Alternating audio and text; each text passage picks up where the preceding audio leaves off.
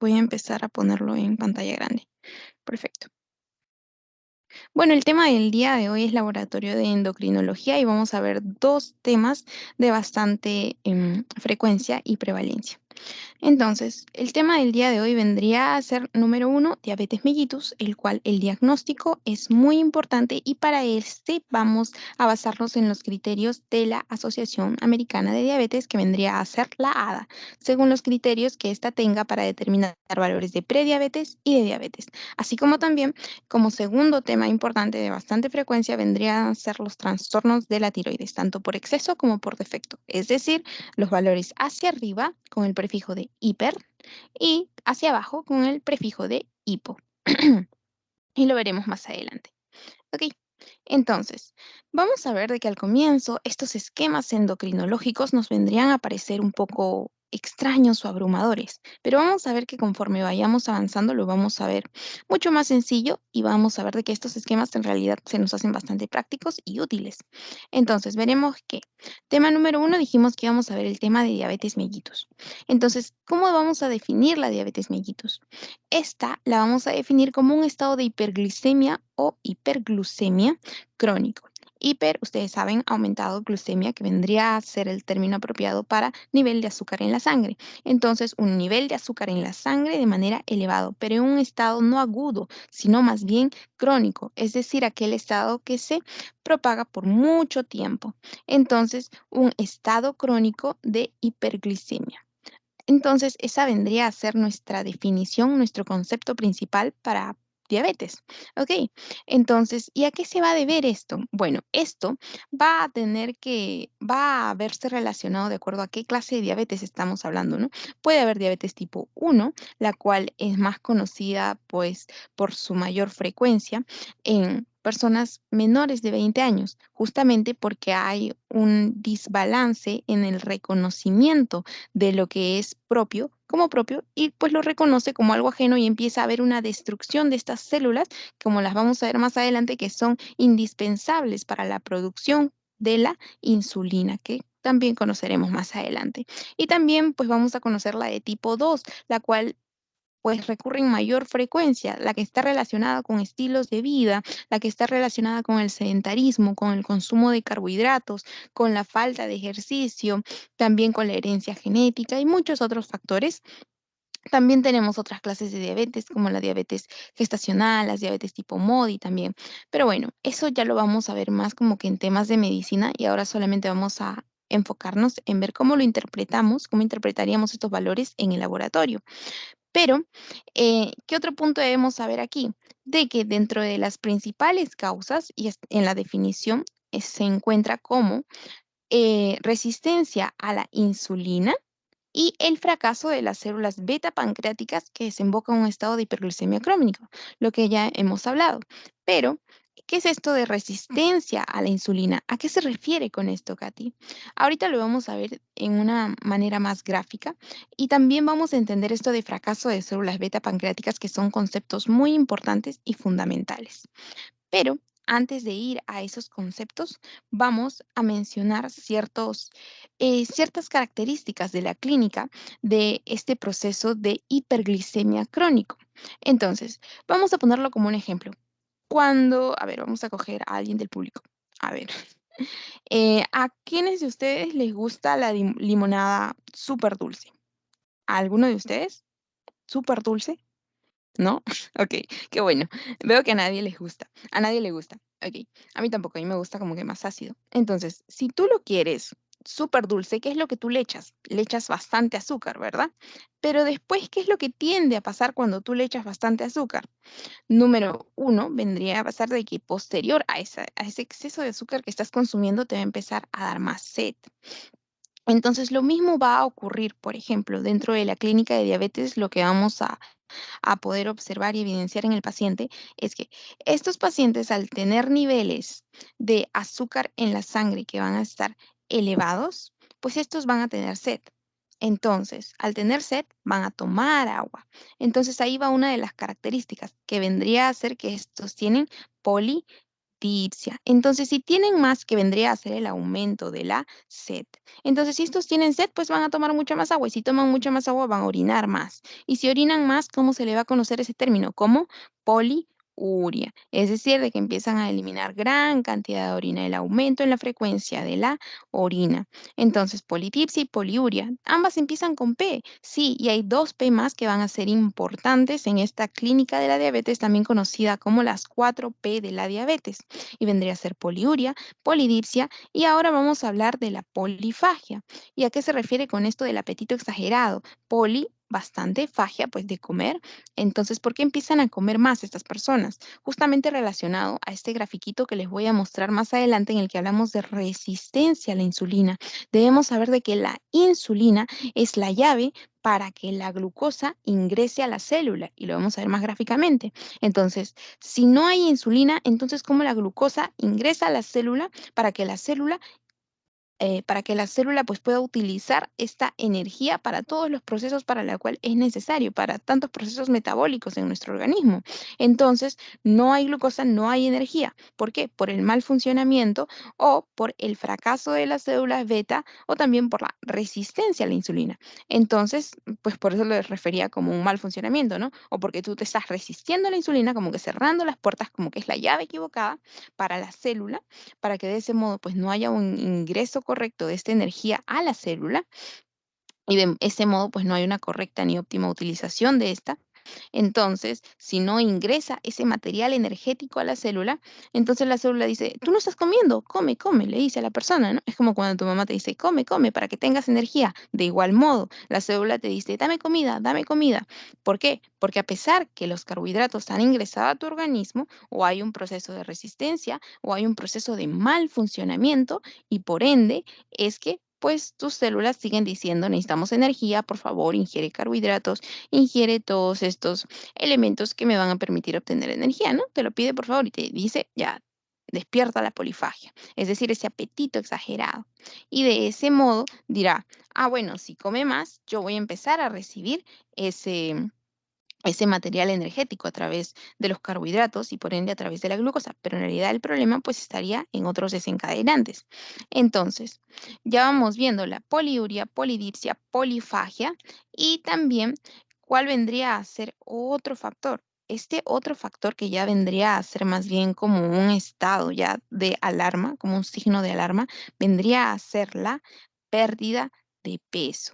Entonces, pero ¿por qué hablo ya como que un estado de descompensación, o como un estado de alarma? ¿Por qué? Porque si tú comes mucho, si tú comes mucho, pues obviamente no va a ser como que tienes un cuerpo así super fit, ¿no? Sino más bien todo lo contrario, dado que, y por eso es que también hablamos de los factores, el estilo de vida por ejemplo, en la diabetes mellitus tipo 2, porque estas personas, pues, ante un estado de sedentarismo, ante un estado también de herencia genética, recordemos que lo que se hereda es la predisposición, más no la enfermedad, pero se acompaña de los estilos de vida, los cuales son muy importantes. Estás comiendo saludablemente, estás ingiriendo verduras, estás realizando deporte, haciendo actividad física, estás comiendo como la dieta mediterránea, ¿no? Bajo en grasas, bajo en sal, bajo en azúcares. Entonces, si una persona no está siguiendo todo ello y no está cuidando por ahí las enfermedades concomitantes, pues entonces se pueden agravar mucho más estos cuadros, ¿no? Entonces, ¿qué es lo que va a pasar?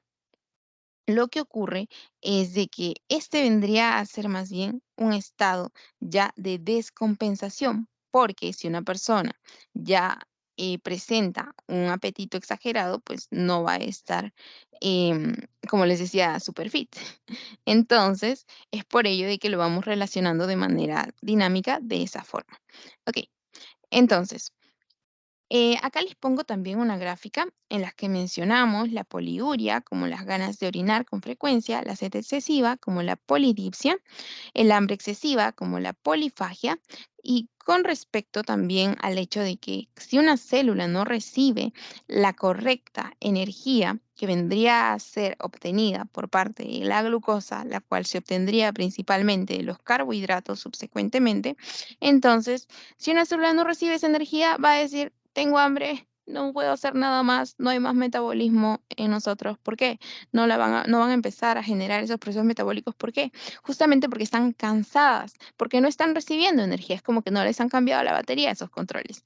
Entonces, es por ello de que estas personas se empiezan a presentar cansancio, se empiezan a presentar, pues también ya las 4P que hemos mencionado, y aparte, cuando estas enfermedades, como su mismo nombre lo dice, son crónicas, porque la diabetes mellitus como la hipertensión arterial están clasificadas como enfermedades crónicas no transmisibles. Eso quiere decir que si bien es cierto, uy, te toqué, no, bueno, no te toqué, em, uy, te pinchaste conmigo, tú ya tienes diabetes, por ejemplo. No, sino más bien estos son procesos que se desarrollan en el tiempo, estas perduran en el tiempo y usualmente no tienden a tener cura, sino más bien tienden a controlarse. Los fármacos usualmente son para controlar los niveles, o por ejemplo en la hipertensión, los niveles de la presión arterial y pues para evitar las subsecuentes comorbilidades, ¿no? Así como también en la diabetes. ¿Por qué comorbilidades? Por ejemplo, como vamos a ver más adelante, vendrían a ser cambios en la microvasculatura y en la macrovasculatura. Macrovasculatura en grandes vasos, como por ejemplo en la bifurcación de grandes arterias, dado que la diabetes mellitus vendría a ser un factor que vendría a predisponer también el deterioro de las arterias junto con la hipertensión arterial y el fumar, el sedentarismo, muchos otros, vendrían a ser predisponentes para el desarrollo también de placas ateroscleróticas, justamente por el estilo de vida, que por ejemplo con una comida alta en grasas, la falta de ejercicio, como ya hemos mencionado repetidas veces, pues van a desarrollar o van a desencadenar el empeoramiento o la formación de estas. Okey. ¿Y en qué nos vamos a basar? Ah, ya, y les comentaba también de que van a haber cambios en la microvasculatura. Ustedes han escuchado de la tan afamada retinopatía diabética, en la nefropatía diabética, en aquellas patologías periféricas también, con la alteración de la sensibilidad, entre otros, ¿no? Como por ejemplo en guante y calcetín, que bueno, ya lo van a ver en temas de medicina. Pero bueno, aquí solamente les quiero mencionar como que a grandes rasgos, porque lo vamos a ver en imágenes para que lo puedan recordar. Y aquí algunos criterios para esta, ¿no? Como por ejemplo, los que habíamos mencionado eran los de la Asociación Americana de Diabetes, que vendrían a ser determinados por sus siglas ADA o ADA, criterios ADA para diabetes. Y como vamos a ver, esto lo vamos a evaluar más adelante, se los pongo acá de manera gráfica para que lo puedan recordar de esta forma también, pero ahorita lo vamos a ver paso a paso. Entonces, número uno, ¿qué era lo que habíamos mencionado? Número uno, lo que mencionamos era de que la insulina vendría a ser la llave que va a permitir que la glucosa ingrese a la célula. Y aquí ven una célula fuerte. ¿Por qué? Porque está ingresando glucosa, ¿no? Cabe resaltar que ¿de dónde vendría esta glucosa? Pues vendría a ser metabolizada a partir de los carbohidratos que consumimos principalmente, ¿no? Entonces, aquí lo que vemos por el lado contrario, nos imaginaríamos y diríamos, entonces, si no ingresaría esta glucosa a la célula, entonces no habría energía, entonces no habrían procesos metabólicos, entonces las personas pues pararían cansadas, fatigadas y pararían como que con hambre, podemos decirlo a grosso modo, es decir, la polifagia, un hambre exagerada. ¿Por qué? Porque justamente sus células piensan que no están ingiriendo los alimentos necesarios. Entonces, número 2 que vemos en esta imagen lo que podemos observar son como cubos de azúcar, ¿no? Cubos de azúcar que van a estar como que en la sangre. ¿Y haciendo referencia a qué? Porque si este azúcar no ingresa a la célula, esta glucosa no ingresa a la célula, ¿qué es lo que va a pasar? Lo que va a pasar es de que cuando tú te hagas un examen de sangre, cuando tú te hagas alguna prueba, ¿qué es lo que va a pasar? Algún examen de laboratorio van a encontrar este nivel de azúcar elevado en la sangre, ¿no? Por eso, a grosso modo, les ponen aquí cubos de azúcar en la sangre. Y la insulina está por ahí, de maíz. ¿Por qué? Porque hay o una resistencia a esta o hay una segunda causa que vendría a ser un estado de, podría ser de hipofunción o un estado de alteración a este nivel, que vendría a ser el páncreas. Entonces, en el páncreas van a haber células a nivel de los islotes de Langerhans, en los cuales vamos a ver células que van a estar encargadas de la secreción de enzimas pancreáticas que van justamente a encargarse de esto, de la producción de hormonas. Producción de hormonas como el glucagón, la insulina, la somatostatina, el polipéptido P o polipéptido pancreático, dentro de los cuales para este tema nos importan estos dos. Ustedes ya habrán escuchado por histología y por biología, pues entonces de estas células pancreáticas. En este islote de Langerhans, entonces vamos a tener estas islas, ¿no? Estas islas de células que van a estar secretando hormonas. Vamos a tener un grupo que vendrían a ser la producción no tan predominante, pero como que intermedia, ¿no? Porque no son ni las más abundantes ni las menos abundantes, que vendrían a ser las de tipo alfa. Pero las que sí son las más abundantes, pues vendrían a ser las de tipo beta, en un 60 o un 80%. ¿Y qué van a estar produciendo? ¿Qué van a estar segregando? Insulina. ¿Y cómo se llaman? Las células beta. Esta es pregunta de pasito. ¿Y por quién principalmente vendrían a hacer esta alteración? Entonces, por ejemplo, en la diabetes, en estas células beta. Y en la diabetes tipo 1, por ejemplo, hay un estado en el que al haber una falta de reconocimiento de lo propio como nuestro, hay un estado en el que hay anticuerpos justamente contra estas células beta y hay un estado de destrucción. Entonces, pues por ende, al destruirse las células beta, ¿qué no va a haber? No va a haber insulina. Entonces, si no hay insulina, no va a haber esa llavecita que va a permitir que la glucosa ingrese a la célula. Ok, ahora, en las de tipo alfa, ¿qué van a estar segregando? Estas van a estar segregando la hormona conocida como glucagón, también conocida como hormona contrarreguladora. ¿Por qué? Ahorita lo van a entender mejor con una imagen. Ahora veamos. Les había comentado de que un 15 a un 20% eran células alfa y de un 60 o un 80% eran células beta, islotes de Langerhans. No lo olviden. Ahora, las células beta que van a producir insulina, las alfa, glucagón. ¿Cuál le dije de que era la célula contrarreguladora? Perdón, la hormona contrarreguladora. Vendría a ser el glucagón. ¿Por qué contrarreguladora? Porque regulación. ¿Quién regula? ¿Quién regula los niveles de azúcar en la sangre? La insulina. ¿Por qué? Porque va a permitir que la glucosa ingrese a la célula. Pero contra, ¿quién va a ir en contra de eso? Pues el glucagón. ¿Por qué? Porque mientras que la insulina mete la glucosa en la célula, por ende, la glucosa va a estar disminuida en sangre porque va a estar ingresando a la célula. El glucagón, ¿qué es lo que hace? Al momento que detecta, por ejemplo, una disminución de azúcar en la sangre, el glucagón es como que la contrapuerta, ¿no? Porque le va a decir, glucosa, escápate de la célula, sal, sal. Es decir, que el glucagón saca la glucosa de la célula, es decir, de que hace todo lo contrario, y pues libera más azúcar en la sangre, justamente para que esta persona, tal vez esta se estaba quedando dormida, pero es como que tú te comes un chocolate, ¿no? Y ya, es como que ya te sientes más despierto, justamente o como por un efecto contrarregulador, lo podemos entender así.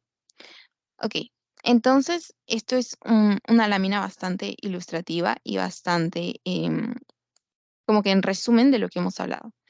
Ahora, en este punto vamos a comentar lo siguiente, para que dejemos más enmarcado la lámina anterior. Entonces, por ejemplo, si hay niveles, o bueno, lo vamos a poder encontrar acá. Si hay niveles bajos de azúcar en la sangre, recordemos de que con niveles bajos de azúcar en la sangre es como que te sientes más cansado, más letárgico. Pero, ¿qué es lo que va a pasar ahí? Hay un efecto de contrarregulación. Es decir, de que el páncreas a través de los islotes de Langerhans, ¿a través de qué células? De las alfa, porque estas van a liberar ¿qué? El glucagón. ¿Qué va a hacer el glucagón? Va a estimular justamente que se utilice la glucosa, es decir, saca la glucosa, no olvidemos ello.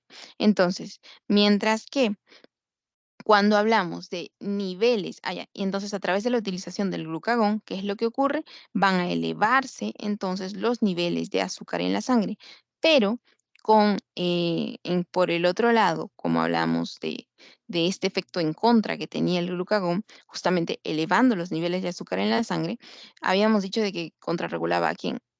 Pues la insulina. ¿Y qué hacía la insulina? La insulina lo que hacía era que al detectar niveles altos de azúcar en la sangre, pues justamente decía, no, yo soy la llave para que ingrese a la célula. Entonces voy a meter la glucosa a la célula para que posteriormente esta energía pueda ser utilizada.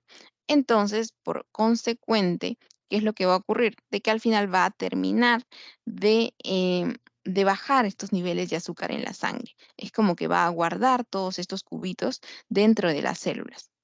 Ok, listo. Entonces, aquí está también para que puedan como que verlo en otra imagen. ¿Qué más habíamos hablado? Que también lo habíamos explicado, eran justamente estos cambios en la microvasculatura y en la macrovasculatura. Cambios como, por ejemplo, en la macrovasculatura, por ejemplo, las enfermedades cardiovasculares, los accidentes cerebrovasculares, y en la perdón, en la microvasculatura, como por ejemplo les había comentado de la retinopatía diabética, la neuropatía diabética, y expresado, esto les comentaba en este trastorno en guante y calcetín, ¿no? Que también es bastante frecuente, justamente en guante, pues por la forma que ustedes lo van a describir en medicina, y en calcetín también por la forma descrita. En, y justamente dónde van a ver las alteraciones a nivel de la microvasculatura en arterias de pequeño calibre, en capilares también, mientras que en la macrovasculatura les había dicho también al comienzo arterias de mayor calibre. También comentarles de que esto también va en relación al deterioro justamente del endotelio, pues como capa vascular de las arterias, ¿no? Principalmente ahí.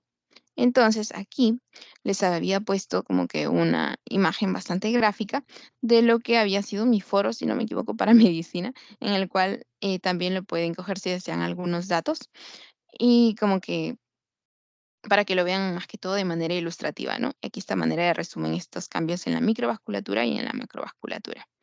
Ahora, entonces, ¿para qué habíamos mencionado este punto de que hay un efecto de contrarregulación y para que habíamos mencionado de que la insulina debería encontrarse guardadita en la célula, pero a la vez había también un efecto de contrarregulación por parte del glucagón que ante censar niveles de azúcar bajos en la sangre, este los elevaba. ¿Por qué? Porque debería elevarse también en algunos momentos. Porque, obviamente, elevarse dentro de los parámetros normales, ¿no? ¿Por qué? Porque justamente hay estados de hipoglucemia, entre los cuales vamos a ver de que, ya bueno, ya mucho más adelante van a conocer de que tampoco un estado de hipoglucemia es bueno porque puede conllevar hasta deterioro del sensorio, dentro de otras, así como también la diaforesis, la sudoración, entre otras. Pero es por ello de que no puede irse ni a ambos extremos, ni a ambos picos, ¿no? Ni a un estado de hipoglucemia, ni a un estado de hiperglucemia, sino que tiene que mantenerse en un estado de normoglucemia. Cabe resaltar que glicemia y glucemia es lo mismo, ambos referidos al nivel de azúcar en la sangre. Entonces, esto de aquí nos habla de normoglucemia, quiere decir niveles normales de azúcar en la sangre. Entonces, eh, el nivel normal, el nivel óptimo debería ser entre 70 y 100. ¿Por qué? Porque debajo de 70, cuando ya está por 40, 50, 60, pues se vendrían a reflejar estados de hipoglucemia, iniciando tal vez hasta como un leve cansancio. No sé si han visto esta película del guardia de supermercado, guardia del mall, em, en el cual pues esta persona tenía hipoglucemia y tenía que estar con su insulina o tenía que comerse como que un chocolate. ¿Por qué? Porque decía él que se le bajaba el azúcar. Y cuando se le bajaba el azúcar, ¿qué hacía este sujeto? Lo que hacía este sujeto pues era buscar algo dulce porque se empezaba a sentir cansado, se empezaba a sentir ya como desmayándose, porque los estados de hipoglucemia tampoco son buenos. Y como les comentaba, pueden llevar hasta deterioro del sensorio. Entonces, acá nos ponen como hipoglucemia un nivel de glucemia en 55 o menos. Pero miren, la normoglucemia va entre 70 y 100 en ayunas, lo cual debería ser normal. Y un estado de hiperglicemia, lo cual lo va a detallar mucho mejor la Asociación Americana de Diabetes o los criterios de la ADA, pues vendrían a ser una glucosa o glucemia en ayunas superior a 100.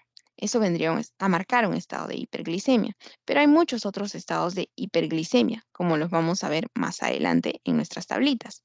Pero antes debemos pensar y decir, pero entonces yo a quién, por ejemplo, tengo que, en quién tengo que sospechar que es un paciente diabético. Bueno, yo tengo que sospechar de acuerdo, número uno, a las características. Si habíamos dicho de que era también estaba en relación al estilo de vida, entonces, ¿en quién yo sospecharé más? ¿En una persona que come saludablemente, en una persona que hace ejercicio, que realiza actividad física, y que asiste a sus controles frecuentemente, a sus controles médicos, o más bien una persona que se encuentra con un IMC elevado, por ejemplo, un IMC ya de obesidad, un IMC de 30 o un IMC en sobrepeso? Miren acá, mayor o igual 25, mayor o igual 23, o por ejemplo, también, ¿quién voy a sospechar? Voy a sospechar en personas que tengan ese factor hereditario, ¿no? El factor hereditario vendría a corresponderse como un factor no modificable, como lo podemos ver acá, ¿no? Dentro de los factores de riesgo, lo que tengo que hacer yo es identificar factores de riesgo en la persona. Entonces, les había comentado, punto número uno, el sobrepeso y la obesidad, principalmente en estas personas con con una amplia adiposidad, ¿no? Después, ¿qué más? En personas sedentarias también habíamos comentado ese punto. Este tercer punto lo van a comprender en la siguiente lámina cuando veamos el algoritmo. En personas, ¿quién más? Por ejemplo, en aquellas que sufran enfermedades concomitantes como hipertensión arterial, como también se menciona por acá. ¿Por qué? Justamente más que todo por el hecho de prevención, porque ya está habiendo un daño del endotelio vascular. Em, Recordemos que en un estado de hipertensión, de diabetes, en los fumadores también, hay un daño a nivel del endotelio vascular, donde muchas veces se pueden formar las placas ateroscleróticas, las placas ateromatosas, en las cuales pues pueden obstruir, pueden haber un daño, como lo habíamos visto en la clase de lípidos, y estas al obstruir el paso de la sangre, pues pueden llevar al hecho de accidentes cerebrovasculares, ¿no? Entonces es importante. Y justamente dentro del síndrome metabólico agrupa a la diabetes, a la hipertensión, a la obesidad central, a muchos otros trastornos, son 5 trastornos dentro del síndrome metabólico, que justamente en el objetivo de considerar esto como factor de riesgo, pues es justamente para ya evitar la posterior morbilidad, mortalidad de estas personas. Entonces, por ello también se debe sospechar. ¿En qué otras personas? Por ejemplo, si hablamos ya de las placas ateroscleróticas, por ejemplo, habíamos dicho de que un nivel un nivel óptimo de el colesterol bueno y el colesterol malo, ¿no? Habíamos mencionado así. Habíamos dicho de que el colesterol bueno, que era el que se encargaba de tomar todas esas, por así decir, depósitos de LDL que se habían depositado en el endotelio vascular, los tomaba el HDL tomaba este LDL y lo llevaba, ¿no? Se lo llevaba al hígado y decía, no, este no puede depositarse aquí en los vasos sanguíneos, tiene que volver a casa, para que de este modo no vengan más LDL, no traspasen el endotelio, no lleguen a la íntima, no vengan macrófagos y se conviertan en células espumosas. Y bueno, ya eso vendría a ser la fisiopatología de estas placas ateromatosas, ¿no? Placas ateroscleróticas. Entonces, ¿qué es lo que va a pasar? Lo que va a ocurrir es que si yo tengo valores óptimos de un HDL en mujeres por arriba de 50 y en varones por arriba de 40, entonces, pues bueno, podríamos decir de que esta persona está comiendo saludablemente, no está ingiriendo ácidos grasos, perdón, ácidos buenos, como por ejemplo en la palta, las aceitunas, los frutos secos. Entonces, mantiene los valores normales. Yo voy a sospechar en esta persona, no tanto, sino más bien yo voy a sospechar más bien en personas que tienen un HDL bajo. ¿Por qué? Porque sabemos que este es el conocido como un colesterol bueno. Entonces, si estas personas no modifican este hábito de tener este HDL bajo, pues entonces yo voy a sospechar en estas personas, por justamente que me está indicando que su consumo de grasas, pues está siendo a costa de las grasas trans. ¿Qué más? En estados de hipertrigliceridemia, también lo habíamos comentado en relación a estos ácidos grasos. También factores dietéticos, es decir, el estilo de vida que está comiendo esta persona, está comiendo verduras, está teniendo una alimentación saludable o está a costa de frituras, por ejemplo, y no acompañándolos de un plato de ensaladas. Y sobre todo el factor el gasto de energía, ¿no? Es decir, la demanda que tú le haces a tu organismo. Después también el ambiente intrauterino. Con respecto al ambiente intrauterino debemos mencionar de que los bebés, los fetos, bueno, los recién nacidos macrosómicos, es decir, aquellos que tienen un peso mayor de 4 kilos, por ejemplo, al nacer, esto está en bastante relación como factor de riesgo para el desarrollo de enfermedades crónicas no transmisibles, como por ejemplo la diabetes mellitus, y hay estudios que avalan ello. Y también, por ejemplo, en quién más? En los SOP, ¿no? En el síndrome de ovario poliquístico, porque usualmente este se desarrolla en jovencitas que tienen, que tienden a tener esta ausencia de actividad física en su vida, que tienen sobrepeso u obesidad, em, y que pues también desarrollan estos niveles justamente por este ambiente en el que éstas se encuentran, de una mala alimentación, del sedentarismo, del sobrepeso, de la obesidad, pues también es el patrón típico de las personas, de las jovencitas que desarrollan este síndrome de ovario poliquístico.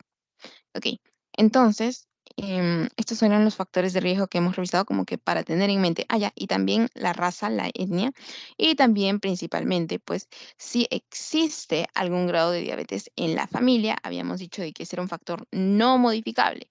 ¿Por qué? Por el hecho de que se hereda la predisposición, pero en ti está el hecho de cuidarte, de seguir controles, de cuidar tu alimentación, de realizar ejercicio, entre otros. Ok, esto era básicamente lo que ya habíamos comentado y lo que hemos estado hablando desde un comienzo, lo de este lado, pero viendo más bien este lado, haciendo una comparación entre una diabetes de tipo 1 y una diabetes de tipo 2, mencionaríamos entonces ciertas características, como por ejemplo, de que si ya habíamos mencionado que en una diabetes de tipo 2 era más que todo, así como les comenté en un comienzo, aquellas personas que desencadenaban esta enfermedad producto de un mal estilo de vida o la que estaba más relacionada a estados de obesidad, sobrepeso, estas podrían encontrarse frecuentemente, o bueno, las encontramos con mayor prevalencia entre los 40 años, bueno, 30, 40 años, 35, 40 años. Pero las personas que tienen diabetes tipo 1 ya se empieza a presentar con manifestaciones mucho más antes, como por ejemplo en menores de 40 años, ¿no? 20, 40 años. Y aquí vendría a estar el problema justamente a nivel de esta, como les había comentado, un caso típico, ¿no? Por ejemplo, en el caso de que hay anticuerpos en contra de la insulina o hay anticuerpos en contra de las células beta pancreáticas, dentro de los cuales, pues, el resultado en ambos, pues, sería que no haya una buena utilización de esta.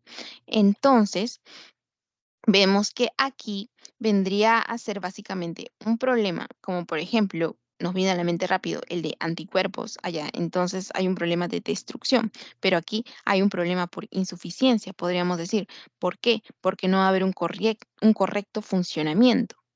Ahora, ¿cuál sería otra característica? Miremos aquí. La ausencia de insulina obliga al paciente a inyectársela. Por eso habíamos comentado de que ellos necesitaban inyectarse como esta llave. Y es por ello de que em, si lo vemos como que con una contraparte, es como que marcamos una línea y vemos que aquí en los de la diabetes tipo 2, estos pacientes no tanto necesitan inyectarse esta insulina, sino lo que necesitan es alimentarse correctamente, hacer ejercicio y seguir su medicamento.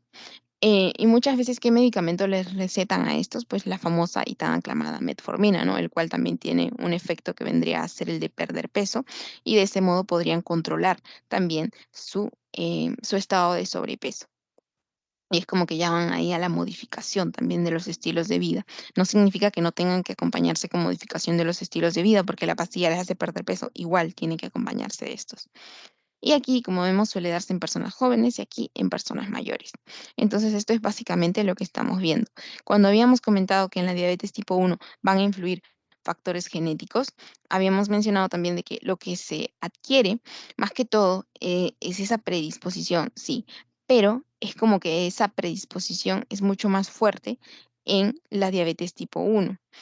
Y también eso que va a contribuir, pues, los factores ambientales y va a haber como una activación inmunológica y por ende va a haber una destrucción de células beta del páncreas. Entonces, no va a haber una producción de insulina. Entonces, es como que hay una ausencia de esta, mientras que aquí un mal funcionamiento. Entonces, hasta ahí lo que hemos entendido es básicamente este proceso de cómo vendría a ser la importancia de esta insulina en nuestro organismo. Y ahora, los criterios son mucho más sencillos. ¿Por qué? porque vamos a ver de que todo va de acuerdo a un rango, ¿no? Por ejemplo, en los criterios diagnósticos que nos da la ADA para prediabetes, vemos que la glucosa en ayunas va de 100 a 125. ¿Qué significa eso? Que en 126 ya podríamos estar hablando de diabetes. Sí. Para la ADA, diabetes ya va mayor o igual, glucosa en ayunas mayor o igual de 126 miligramos por decilitro. De 100 a 125 es prediabetes. ¿Por qué? Porque habíamos dicho que un estado de normoglucemia va de 70 a 100. Entonces, de 70 a 100. Y prediabetes de 100 a 125. Y diabetes de 126 a más. Así como una línea de tiempo. Ahora, glucosa en ayunas, es decir, de 8 a 10 horas de una persona que no ha comido. Pero la glucosa plasmática a las 2 horas, pues vendría a ser una prueba en la cual se le da a una persona 75 gramos de glucosa anhidra y se le hace beber. Y de este modo, pues esta persona a las 2 horas regresa y le dicen, o espera ahí en la consulta, y dicen que pues ya han pasado 2 horas y le hacen la prueba de sangre, ¿no? Y pues lo que pueden observar es justamente que va entre 140 a 199. Ellos dicen, no, esto es prediabetes. Por eso se le conoce como también la de carga de glucosa, ¿no? O el TTOG, el test de tolerancia a la glucosa. Lo que buscan ver es justamente cómo se ha metabolizado esa carga de glucosa que se le ha hecho ingerir al paciente. ¿Cuál otra? Ah, ya, y este puntito lo vamos a ver en imágenes también en la siguiente lámina. Y después tenemos la hemoglobina glicosilada, o también conocida como HbA1c, que vendría a ser HB por hemoglobina y A1c por el tipo de hemoglobina, perdón, por el tipo de glóbulo rojo que está llevando esta glicación con la glucosa y va en los valores normales de 5.7 a 6.4. Esto es prediabetes. Entonces, ahora, ¿qué es lo que vemos? Esto de ahí ya lo hemos visto. Entonces, ¿qué es lo que va a pasar con estas pruebas? Con estas pruebas, lo que va a ocurrir es de que no simplemente porque yo tengo una prueba alterada, allá, ahí está mi diagnóstico, sino de que, por ejemplo, si no me sale un valor determinado, entonces yo tengo que repetir una vez más la prueba. Entonces, por ejemplo, si yo tomo mi prueba de glucosa y me sale menos de 100, pues yo puedo decir que esta se encuentra pues normal, ¿no? Yo veo mi semaforito, así como lo habíamos dicho. Ya, normal. Pero si va de 100 a 125, por ejemplo, porque acá me está hablando de que están haciendo la prueba de glucemia en ayunas. Entonces, si va de 100 a 125, yo puedo decir de que esta no está normal porque debería ser debajo de 100 para que salga normal. Entonces, yo podría estar hablando entonces de prediabetes, pero yo simplemente puedo decir que es prediabetes, ¿puedo hacer mi diagnóstico? No, tengo que volver a hacer mi prueba. Entonces, hago otra vez la prueba, pero ahora le voy a hacer la de la carga de glucosa a las 2 horas. Entonces, yo le voy a dar sus 75 gramos de glucosa anhidra y ¿qué es lo que voy a hacer a partir de ahí? A las 2 horas yo voy a evaluar cómo ha metabolizado esa glucosa esta persona. Entonces, yo voy a decir, a partir de esa carga, entonces yo puedo decir, si le ha salido menos de 140, pues yo puedo decir que esta persona sí tolera, tiene buena tolerancia a la glucosa. Pero si esta persona tiene el nivel de azúcar en la sangre entre 140 a 199, pues entonces hablaría de una intolerancia a la glucosa. Es como que no la ha metabolizado bien, entonces intolerancia. Pero ahora, si va mayor o igual a 200, entonces yo ya puedo hablar de un diagnóstico de diabetes. Diagnóstico de diabetes. ¿Por qué? Porque la prediabetes iba de 140 a 199. Prediabetes. Pero mayor o igual a 200, pues ya estaríamos hablando de un diagnóstico de diabetes en la glicemia a las 2 horas. Entonces, ok. Ahora, veamos las pruebas que hemos visto. Número uno, hemos visto la prueba de glucosa en sangre. Habíamos comentado de que esta se realizaba en ayunos, es decir, de que de 8 a 12 horas antes del examen no ha comido nada y se le ha tomado la muestra de sangre. Número 2, teníamos la prueba de el test de tolerancia a la glucosa. ¿Y por qué se le conocía así? ¿Por qué? Porque si veíamos de que este no metabolizaba de manera correcta, se le consideraba como, o se le cuñaba como intolerante a la glucosa, justamente por la falta del metabolismo, la falta de capacidad de metabolizar justamente la glucosa en su organismo. Entonces, vemos que se le da en un vasito, se va a diluir 75 gramos de glucosa anhidra y luego pasan 2 horas y vemos los resultados justamente de la muestra, ¿no? Se examina la sangre y en 2 horas más tarde vemos si sale menos de 140 es normal, pero si sale de 140 a 199 vemos que es prediabetes. Y si está mayor o igual a 200, entonces ya vendría a ser diagnóstico de diabetes. Y entonces, ¿cuándo es que nosotros clasificaríamos ya per se la diabetes, ¿no? Por ejemplo, la diabetes, por ejemplo, la diabetes ya la podríamos medir en el test de glucosa nidra, número 1, que es lo que ya vimos. La glucosa plasmática a las 2 horas, como les había dicho en toda la prueba, les había dicho mayor o igual de 200. ¿Y cuál vendría a ser el otro criterio? Otro criterio les había dicho normoglicemia de 70 a 100. Les había dicho también de 100 a 125. Habíamos hablado de un estado de prediabetes. Y después de la pre, ¿qué sigue? Es como que un estado preuniversitario, de ahí que sigue la universidad, ¿no? Entonces, de ahí de la pre, ustedes pasaron a la universidad. Ok, entonces de prediabetes, ¿a qué creen que suelen pasar las personas si no se controlan? Pues a diabetes. De igual modo, de 100 a 125, prediabetes, entonces mayor o igual a 126, diabetes. Y este es en glucosa en ayunos, de 8 a 12 horas sin comer. Aquí glucosa plasmática, 75 gramos de glucosa nidra. Hemoglobina glucosilada, o también conocida como la 1C. Este de aquí, como también lo habíamos visto aquí en la prueba, podríamos tomar o esta glicemia a las 2 horas con la poscarga o la hemoglobina glicosilada. Una de las ventajas de la hemoglobina glicosilada es que no es necesario hacer ayuno, no es necesario hacer ayuno, como es la primera acá, el primer criterio, no es necesario tampoco em, tomar estos 75 gramos de glucosa nidra, no es necesario. Y también, por ejemplo, en las emergencias es muy útil.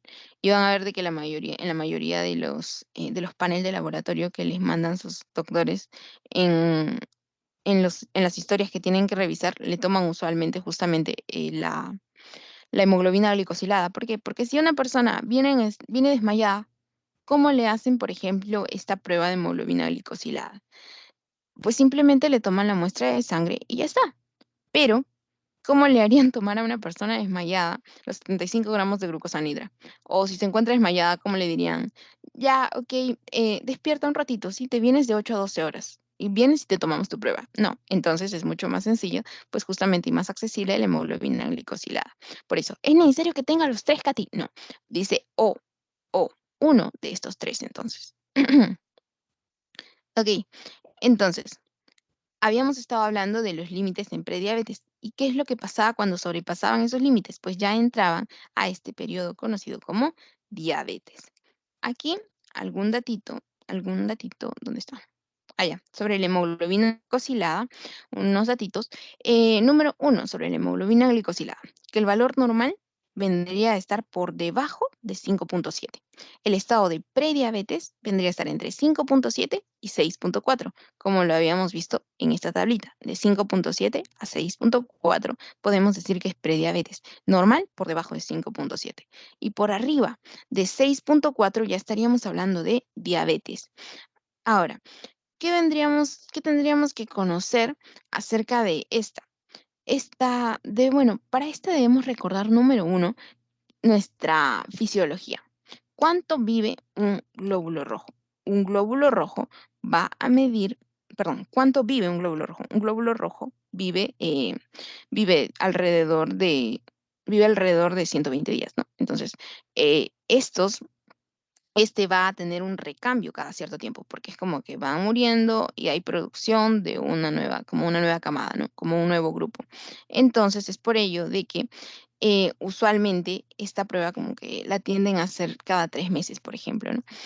Bueno, aquí hay una indicación, no una indicación, sino unos datos acerca de esta, por si desean leerla, ¿no? Donde menciona lo de los 3 meses. Y para que lo relacionen, les comento acerca del recambio de los glóbulos rojos, ¿no? Que es el tiempo de vida de estos. Ok. Y acá está lo que les decía, ¿no? La concentración de esta depende de la vida media de los glóbulos rojos, ¿no? Y aquí un poco de por qué es justamente la HB por hemoglobina A1C. Es justamente porque entre todos los tipos de hemoglobina que hay, la A1C vendría a ser producto de la glicación con la glucosa. Mientras que si ven, hay una 1A2, que vendría a ser la glucosa 6-fosfato, la 1B con el ácido pirúvico, pero la A1C con la glucosa. ¿Y cuál es la que nos importa a nosotros? La que se glica con la glucosa. Después de 3 meses podrán morir, sí, pero hay una nueva glicación con glucosa en ese nuevo grupo de glóbulos rojos. Entonces, como vemos, es justamente por esto es de que se mide la A1C, porque está glicada con la glucosa. Listo. Entonces, estos son los que ya hemos revisado. Y les he puesto, bueno, les voy a poner también, y después les voy a compartir el link de un quiz en el que van a poder revisar estos como tarjetas de estudio, en las que van a poder revisar todos estos valores para que practiquen, porque es muy, muy importante y lo van a ver hasta en la sopa en medicina. Pero acá hay un último O que también quiero recalcar, que vendrían a ser los pacientes con síntomas clásicos de hiperglicemia. ¿Cuáles vendrían a ser los síntomas clásicos de hiperglicemia? Poliuria, polidipsia, polifagia, pérdida de peso. O crisis hiperglicémicas, como por ejemplo la cetoacidosis diabética, y miren acá, con una glucosa al azar mayor o igual a 200 miligramos por decilitro, porque recordemos que cuando ya estamos por arriba, mayor o igual de 200, pues ya estamos hablando del criterio diagnóstico de diabetes. Entonces, por ejemplo, les pueden preguntar, ¿diagnosticaría diabetes, por ejemplo, en una persona que cuenta con hemoglobina glicosilada o hemoglobina o HbA1c mayor de 7? Pues entonces tú dirías, ah, ya recuerdo mi tabla y si era criterio para diabetes estar en mayor de 6.5. Allá. Entonces, sí, yo podría decir ello. Ok. ¿Cómo más se manifestaría entonces la diabetes? La diabetes se podría manifestar también como a manera en el examen clínico, lo que podrías ubicar tú, pues vendrían a ser, por ejemplo, en estados de resistencia a la insulina. Lo que podrías encontrar tú si sería a nivel de pliegues, como por ejemplo el cuello, axilar, inguinal, lo que podrías encontrar vendrían a ser esta hiperpigmentación, como esta mancha cochina que tú piensas que sobándola va a salir o que el paciente no se bañó. En realidad, esto no es una mancha ni por suciedad ni por cochino. Esto se le conoce como acantosis nigricans y esto vendría a ser un signo de resistencia a la insulina. Y aquí está a manera de resumen todo lo que hemos hablado. Y esto también es a manera de resumen lo que hemos comentado.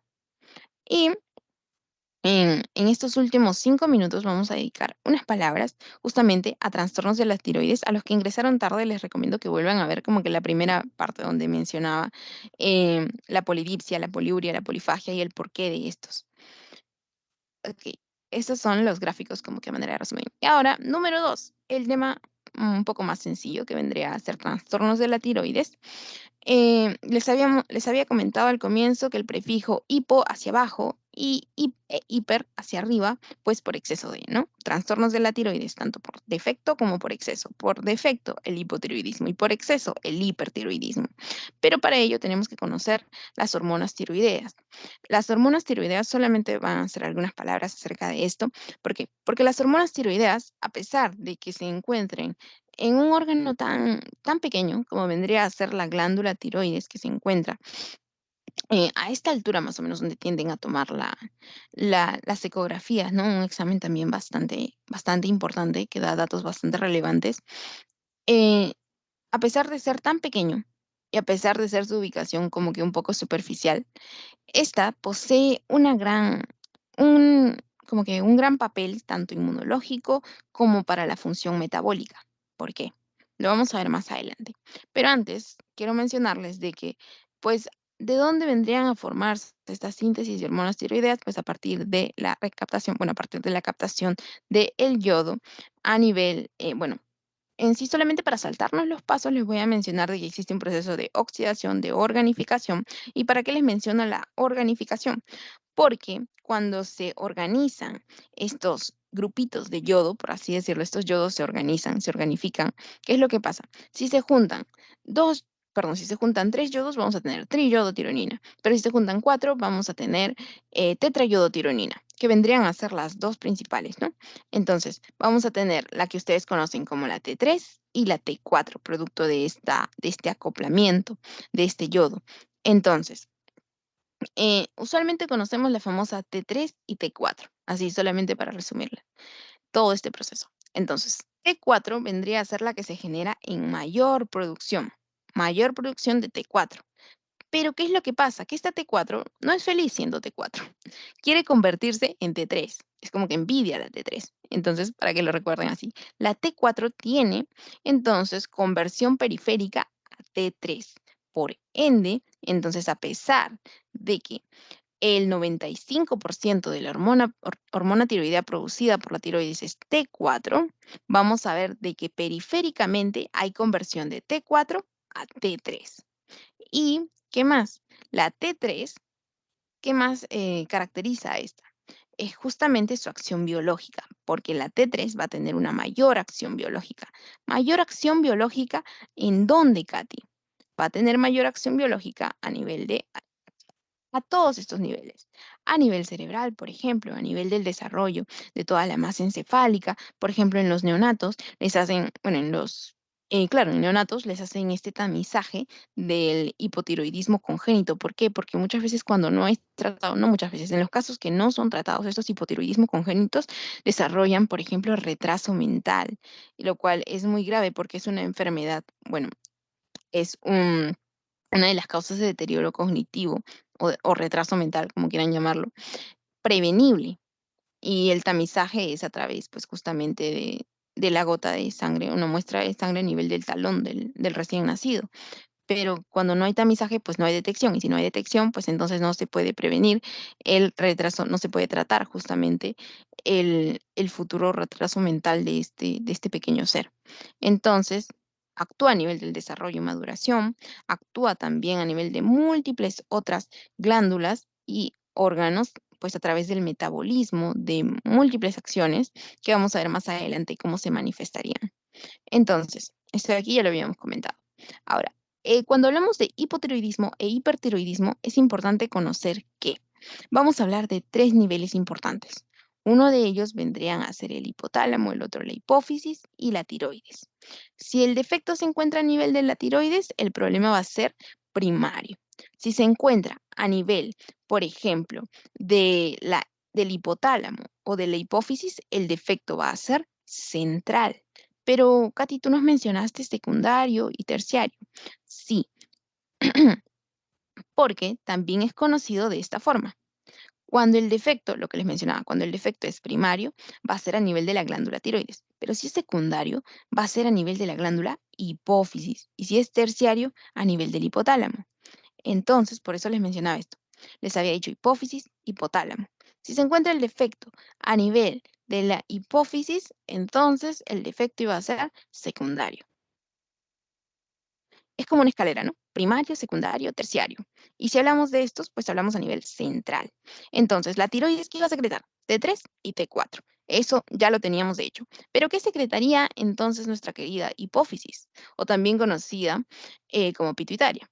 Entonces, lo que segregaría esta vendrían a ser lo que está acá como TSH, que vendría a ser hormona estimulante de la tiroides. ¿Hacia quién entonces va a darle la orden? Hacia la tiroides. Esta TSH va a ir hacia la tiroides. Su mismo nombre lo dice, hormona estimulante de la tiroides. ¿Qué va a estimular? Pues la producción de T3 y de T4. ¿Y qué orden vendría más arriba de esta? A nivel terciario. A nivel terciario, pues vendría a ser la hormona liberadora de tirotrofinas, que vendrían a ser la TRH.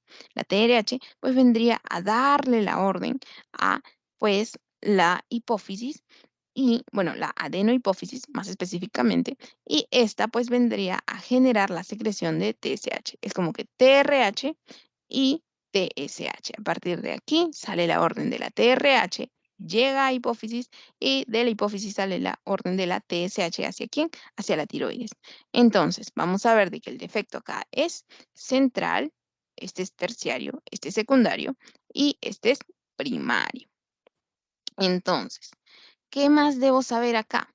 La otra cosa que debo saber es justamente que cuando yo tengo mucho de algo, pues mi organismo lo que hace es un efecto contrarregulador, como la insulina y el glucagón. Entonces, lo que conocemos aquí como efecto contrarregulador se le conoce como feedback negativo o retroalimentación negativa. ¿Eso qué quiere decir? Que si yo ya tengo una amplia síntesis y producción de T3 y T4, eso va a ser censado, de modo que este estímulo que yo puedo seguir dando TRH y puedo seguir dando TSH, y si hay más TSH, pues va a haber más T3 y T4, pues entonces yo lo voy a pausar. A eso se le conoce como feedback negativo. El mensaje que va es ya no más producción porque ya es suficiente, porque nuestro organismo ya no necesita más. Pero por otro lado, puede también haber un feedback positivo en el que yo voy a mandar más estímulo, voy a mandar la TRH y la TSH, también va a ir hacia la tiroides y va a decir producción empezada de T3 y T4. Entonces hay una mayor producción de esto. Entonces, ¿cuál habíamos dicho de que se generaba en mayor producción? La T4. Pero ¿cuál tenía mayor acción biológica? La T3. ¿Y cuál era la que se convertía en cuál? La T4 a nivel periférico en T3. Y la T3 era la que tenía acción en los tejidos diana, como por ejemplo el corazón, el hígado, el hueso, el sistema nervioso central, que son básicamente los que hemos mencionado aquí, ay, aquí, ¿no? A nivel de todos estos órganos. ¿Por qué? Porque esto va así. Esta historia va así. ¿Cómo va? Por ejemplo, las hormonas tiroideas habíamos dicho de que tienen efecto biológico. Entonces, tienen efecto en el metabolismo. Por ejemplo, van a aumentar el metabolismo basal. También, en un caso de hipertiroidismo, entonces este metabolismo va a estar mucho más aumentado. ¿Qué más puede estar aumentado en un estado de hipertiroidismo, en el cual hay un exceso de hormonas tiroideas? Hay un exceso de acción biológica. Por ejemplo, si habíamos dicho de que tenían resección a nivel del hueso, del corazón, por ejemplo, cojamos un órgano, del corazón, por ejemplo. Entonces, si están a nivel cardiovascular, ¿qué es lo que va a pasar con este estímulo de las hormonas tiroideas? Lo que va a pasar es que van a ejercer acción biológica. ¿Y cuál va a ser su acción? Pues van a aumentar el flujo sanguíneo y el gasto cardíaco. ¿Y cómo se va a ver manifestado eso? Como taquicardia, como un aumento de los latidos cardíacos, como un aumento de las palpitaciones, como un aumento de la contractibilidad un aumento de la fuerza cardíaca, va a haber también un aumento de la frecuencia cardíaca, ¿no? Muchas veces es por ello de que el tercer ruido, decían que se puede, bueno, dicen que se puede ocultar, los cardiólogos mencionan de que se puede ocultar en personas que pues poseen hipertiroidismo, así como también va a haber un aumento de la respiración, así como también va a haber un aumento de la motilidad intestinal, porque a nivel del intestino también hay receptores. Entonces, ¿qué es lo que pasa con la motilidad intestinal? Si empieza a aumentarse, pues va a haber un aumento del peristaltismo y por ende pues tú vas a hacer muchas más veces al baño y si tú vas más veces al baño, pues entonces vas a eliminar todo ese contenido, ¿no? Fecal, ese contenido fecaloide, entonces por ende, es como que tú te alimentas y a la vez tu peristaltismo está acelerado, vas a ir al baño, entonces es por ello de que muchas personas lo relacionan también como, por ejemplo, el adelgazamiento de personajes como, por ejemplo, modelos, ¿no? Gigi Hadid, por ejemplo, decían, no, es delgada porque padece hipertiroidismo, para que lo recuerden de ese modo. ¿Por qué? Porque justamente hablábamos de que al haber un aumento del metabolismo basal, es como, por ejemplo, tú puedes haber comido un montón, sí, pero como tu metabolismo es acelerado, justamente por ello tienes esa capacidad de poder utilizar también de manera acelerada toda esa energía consumida. Y también, ¿por qué no se almacena? Justamente porque habíamos dicho de que al haber un aumento del peristaltismo te va a llevar, pues, consecutivas veces al baño a eliminar todo ello que has ingerido. Entonces, habíamos dicho un aumento del tránsito intestinal. Ok, y también entonces, por el otro lado, por la contraparte, haciendo como que una barrera. Entonces, ¿qué es lo que veríamos en una persona con hipotiroidismo? Pues todo lo contrario. Veríamos que este peristaltismo no se encuentra acelerado, sino más bien disminuido. Entonces, veríamos una disminución de peso, veríamos adelgazamiento. No, lo que veríamos en ellos sería pues el aumento de peso también en relación al estreñimiento, esta constipación que sienten ellos, la ganancia de peso, así como también como lo pueden ver en esta imagen. es todo lo contrario. Entonces, habíamos dicho de que en el estado del sensorio, por ejemplo, en la actividad funcional cerebral, que es lo que veríamos, un estado de ansiedad constante, como podrán ver también en sus casos clínicos de medicina. Verían insomnio, estas personas no pueden dormir por la noche porque es como que se encuentran ansiosas, en un estado de hiperactividad. Se encuentran también bastante irritables. También, ¿qué más? Como podemos ver en la contraparte, entonces, si una persona por el exceso de hormonas tiroideas se encuentra con irritabilidad, con insomnio, se encuentra con un estado de ansiedad, un estado muchas veces de intolerancia. Entonces, ¿por qué en el hipotiroidismo es que estas personas se encontrarían de ese modo? Pues no, no se encontrarían irritables, sino más bien en el hipotiroidismo se encontrarían más bien letárgicas, con bradilalia, es decir, habla lenta, cansados, se encontrarían somnolientos. Ahora, ¿qué más? Si, por ejemplo, tú estás en un estado de metabolismo acelerado, ¿qué es lo que va a pasar? Pues vas a tener esta intolerancia al calor. ¿Por qué? Porque tu metabolismo va a elevar tu temperatura. Entonces, en las personas con hipotiroidismo, por el otro lado, van a tener intolerancia al frío y van a tener la piel fría y seca, pero en el hipertiroidismo justamente van a tener intolerancia al calor porque es como que su cuerpo, ya su metabolismo está tan acelerado, como que ustedes podrían sentir su piel caliente, entonces pues ya dirían, allá, ellos tienen intolerancia al calor. ¿Por qué? Porque si tú lo taparías más, pues no, van a estar como que más irritables. ¿Por qué? Porque justamente su metabolismo basal ya está acelerado. Pero aquí en el hipotiroidismo, veríamos de que es como que la contra, tienen intolerancia al frío y tienen piel fría y seca, mientras que ellos podrían estar hasta sudando, sudoración, intolerancia al calor. Y aquí otras características que también hemos mencionado en relación a estos cambios que podemos encontrar. Listo.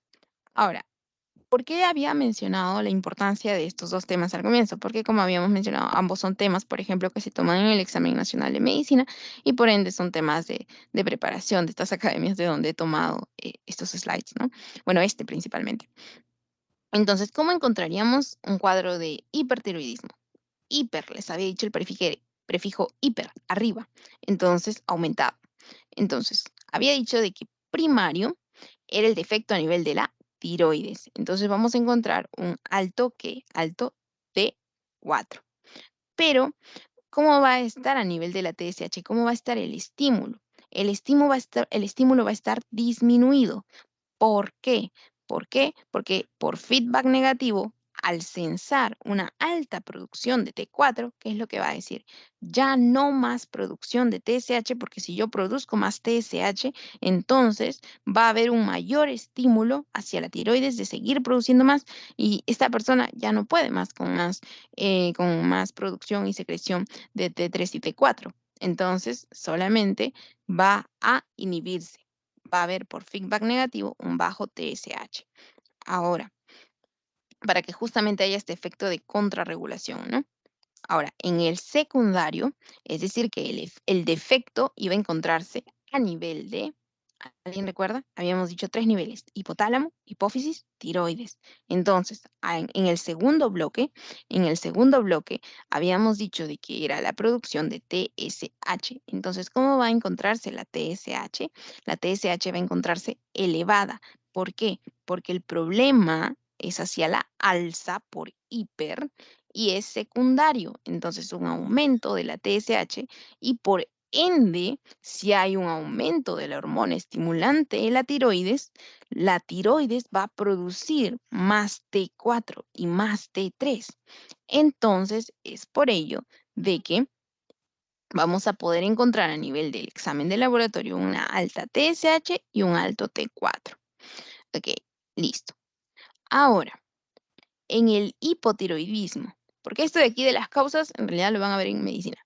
Lo único que debemos recordar para el laboratorio vendrían a ser estos valores. Ahora, en el hipotiroidismo, por otro lado, en el mismo nombre está todo. ¿Por qué? Hipotiroidismo, ¿qué significa? Que vamos a encontrar T4 alta o baja. Baja.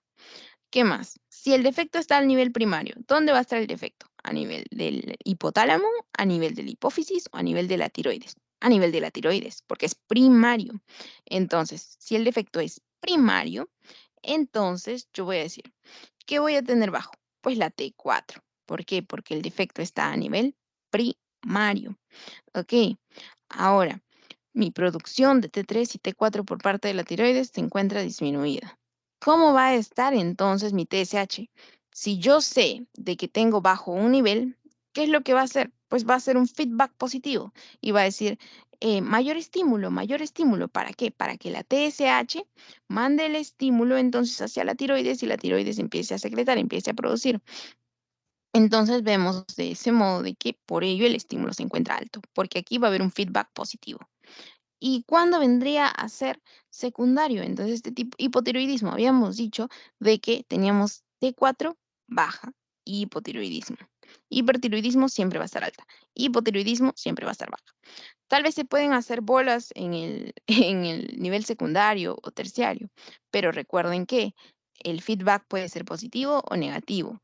Aquí estamos viendo de que si tengo mucho, pues entonces va a haber un feedback negativo. Acá estamos viendo de que pues si tengo poquito, el feedback de este modo va a ser positivo. Pero aquí miremos, bajo T4 y en el secundario. ¿Cómo va a estar entonces, dado que el problema también se encuentra a nivel central? ¿Qué voy a hacer yo? Pues entonces a, voy a tamizar y voy a decir, allá, la TSH también se encuentra baja. ¿Por qué? Porque el nivel de defecto es secundario y el T4 también se encuentra baja, como lo están viendo acá. ¿Por qué? Porque si no hay estímulo de la hormona estimulante de la tiroides no va a producir T3 y T4. Es como que no va a ocurrir magia como para que de la nada empiece a producir sin estímulo. Es por ello de que este estímulo, sea positivo o sea negativo, es importante. Y eso sería básicamente em, el estudio del hiper o hipotiroidismo. Estos vendrían a ser algunas características que también hemos hablado a lo largo de la sesión, como por ejemplo lo del hipotiroidismo congénito, y estos vendrían a ser como que en quién deberíamos sospechar para hacer un estudio de la función tiroidea. Recordemos que estas son patologías frecuentes en mujeres mayores de 50 años, por ejemplo. Ejemplo para que recuerden la edad.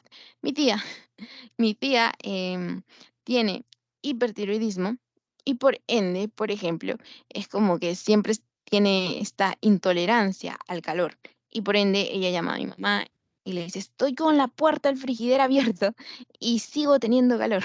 Es como que para que lo recuerden de manera graciosa, ¿no? Obviamente está solamente un rato con la puerta del frigider abierto, descuiden. Y justamente por ese estado de aumento del metabolismo, ¿no? Es como que va a haber intolerancia al calor. Es por ello de que siente como que esta necesidad de sentir algo frío.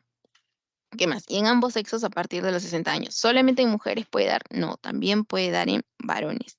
También, por ejemplo, ante alteraciones previas de la función tiroidea, puede ser, por ejemplo, por historial familiar también, un antecedente de bocio, cirugías o radioterapia cervical también pueden conllevar a estas. Por ejemplo, si hay alguna, si ha habido alguna operación, alguna cirugía, ya no son como que temas más para medicina, pero si han habido algunas cirugías que han alterado o que han afectado o que han chocado por ahí con la tiroides, pues entonces es como que puede haber una hipofunción de estas, ¿no?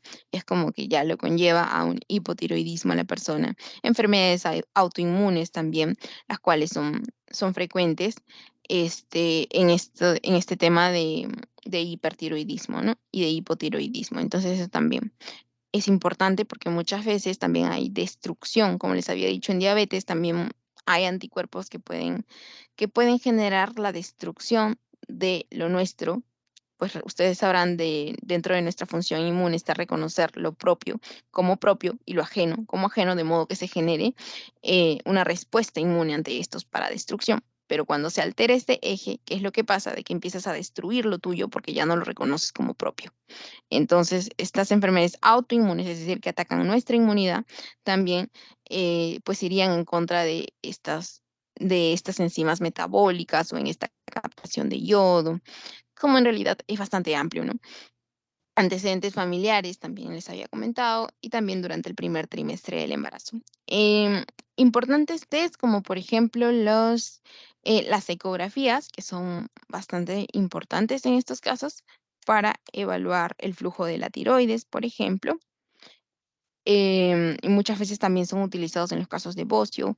¿Y qué otro examen? Pues vendría a ser la gamografía, también son importantes, ¿no?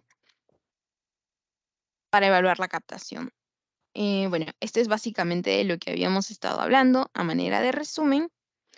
Y aquí una pequeña pregunta para que ustedes vayan pensando. Después de todo, eso sería todo, chicos. Y los dejo pensando esta pregunta, mientras que voy a cortar la grabación aquí. Si tienen alguna pregunta, pueden ir haciéndola.